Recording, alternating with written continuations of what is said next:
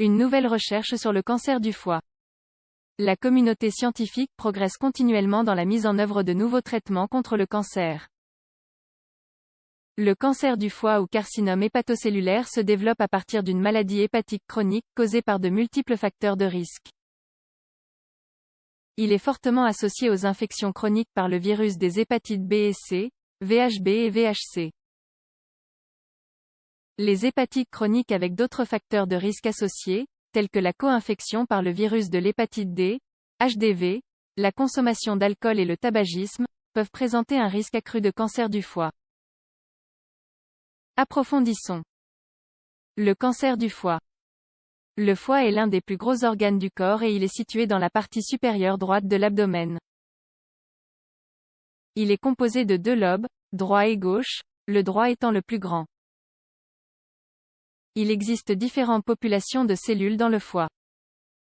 L'organe est principalement composé d'hépatocytes, mais on trouve également des cellules qui tapissent les vaisseaux sanguins ou qui recouvrent les canaux par lesquels la bile circule. Selon le type de cellule altérée, on peut trouver différentes tumeurs dans le foie. Celles-ci peuvent avoir un pronostic et un traitement différents.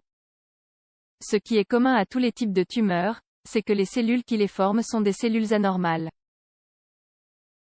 Celles-ci ont muté et, par conséquent, leur croissance et leur division sont devenues incontrôlables. Les traitements contre le cancer du foie. Les traitements du carcinome hépatocellulaire sont nombreux et variés. Ils dépendent fondamentalement du type de cancer et de son stade. De plus, les chercheurs tentent continuellement d'améliorer ces traitements. La prévention. Dans la lutte contre le cancer du foie, bien entendu, la prévention joue un rôle très important. On considère que près de la moitié des cas de carcinome hépatocellulaire pourraient être évités grâce aux vaccins et aux traitements améliorés contre l'hépatite, le principal facteur de risque de cancer du foie. Actuellement, de nouvelles méthodes de prévention de l'hépatite B et C sont à l'étude, ainsi que de nouveaux traitements. Et ce, pour éviter que ces maladies ne conduisent au cancer du foie. La cirrhose est un autre facteur de risque de carcinome hépatique. Cette maladie chronique survient à la suite de dommages continus au foie. Ces dommages proviennent généralement soit d'une infection par le virus hépatotrope, soit d'une consommation excessive d'alcool. Le résultat de la cirrhose du foie est que le tissu hépatique sain est remplacé par du tissu fibreux. Ce dernier est similaire à un tissu cicatriciel. Ce type d'environnement dans le foie favorise grandement l'apparition de cellules anormales, ce qui pourrait conduire à une tumeur. Les vaccins contre le cancer. Ce type de traitement vise à immuniser l'organisme contre les cellules tumorales.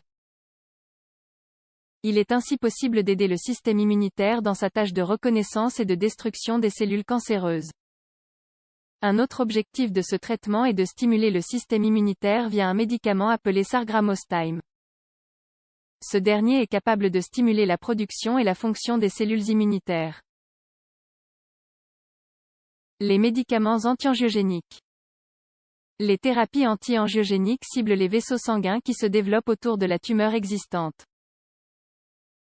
Les tumeurs qui surviennent dans le foie doivent former de nouveaux vaisseaux sanguins pour irriguer et se développer au-delà d'une certaine taille. Ces types de thérapies agissent précisément en empêchant la formation de ces nouveaux vaisseaux. Certains de ces médicaments, comme le régorafenib, sont déjà utilisés dans le traitement des carcinomes hépatocellulaires. Actuellement, de nouveaux médicaments antiangiogéniques sont en cours de développement. Leur efficacité lorsqu'ils sont associés à d'autres types de traitements est à l'étude. La thérapie génique. Les connaissances sur les gènes impliqués dans différents types de cancers augmentent. La thérapie génique permet de savoir où se trouvent les altérations génétiques à corriger en vue d'éviter l'apparition d'un cancer. Grâce aux technologies de modification génétique, il serait possible de supprimer l'expression protéique de certains oncogènes responsables de la pathologie. Cependant, ce type de traitement est encore en phase expérimentale et doit être affiné pour avoir une réelle application chez l'homme. D'autre part, Une autre des thérapies émergentes dans ce domaine est basée sur la modification génétique des cellules tumorales elles-mêmes. Le but de ces modifications est de rendre les cellules cancéreuses sensibles à certains médicaments. Les cellules non modifiées ne seraient pas affectées par le médicament.